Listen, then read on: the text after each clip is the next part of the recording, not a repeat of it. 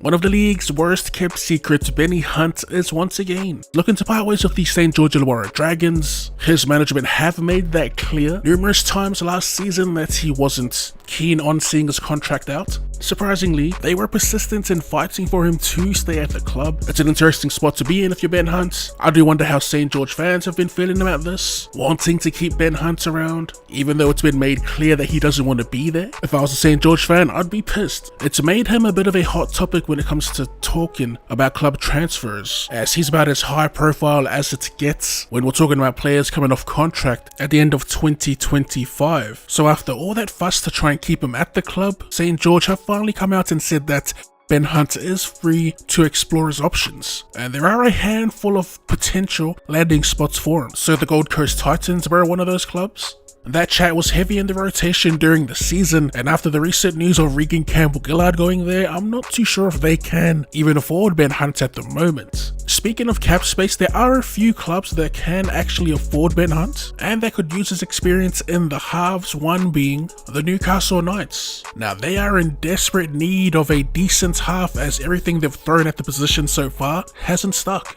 Their current halves are all contracted for the next few years, and those names are Jack Cogger, Phoenix Crossland, who's played a bit of hooker as well, Tyson Gamble, Will Price, and Jackson Hastings, who is rumoured to be departing early for the Super League. He isn't the only player they're trying to shop around. I'm pretty sure there are reports of them trying to get rid of Jaden Brayley as well as a few other players, so I'd imagine they're prepping for a potential huge signing, and Ben Hunt ticks all the right boxes. Another team with a bit of cap space are the Sydney Roosters, as they've fared well. A few of their mainstays in Joey Mano, Maria Hargreaves and Luke Keary. The rumoured future halves pairing was Sandon Smith and Sam Walker, both Sam Walker picking up that ACL injury. That does raise a few question marks, but at the same time they did also sign Chad Townsend, so I'm not sure if Hunt will even be a player they pursue, but they could definitely use him. Another team was the Redcliffe Dolphins. It was rumoured that they were interested and were in talks even, but in a recent interview with their coach, Christian Wolf, that suggests otherwise, as he said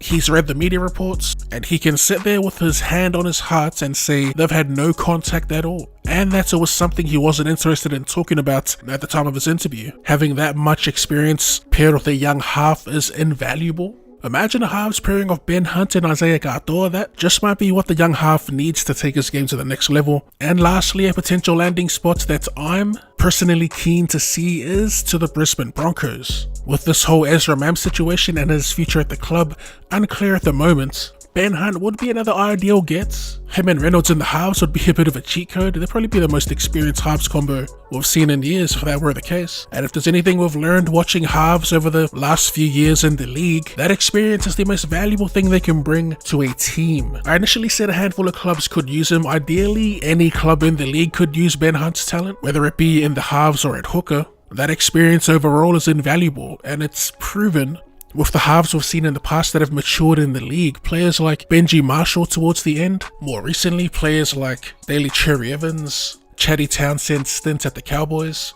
Kieran Foran at the Gold Coast, and we're not just talking about experience alone. It's what they learn and develop during that time, like game sense, how to deal with pressure, situation awareness. There's a reason why they're that good at their age they're at, and why a lot of the young halves in the league struggle. They don't have the reps at the highest level. A great half with plenty of experience is rare to come by, and is the reason why the Ben Hunt chat has lasted as long as it has. So yeah, those are my thoughts on the Ben Hunt situation. I'd love to see him at the Bronx for personal reasons, but I'll be keeping a close eye on where he lands regardless. We are going to call it there. As always, if you did enjoy the video, be sure to run a straight at that like button, and for more rugby league related content or more content in general, go ahead and drop your boy a cheeky sub. Thanks for tuning in, and I'll see you later.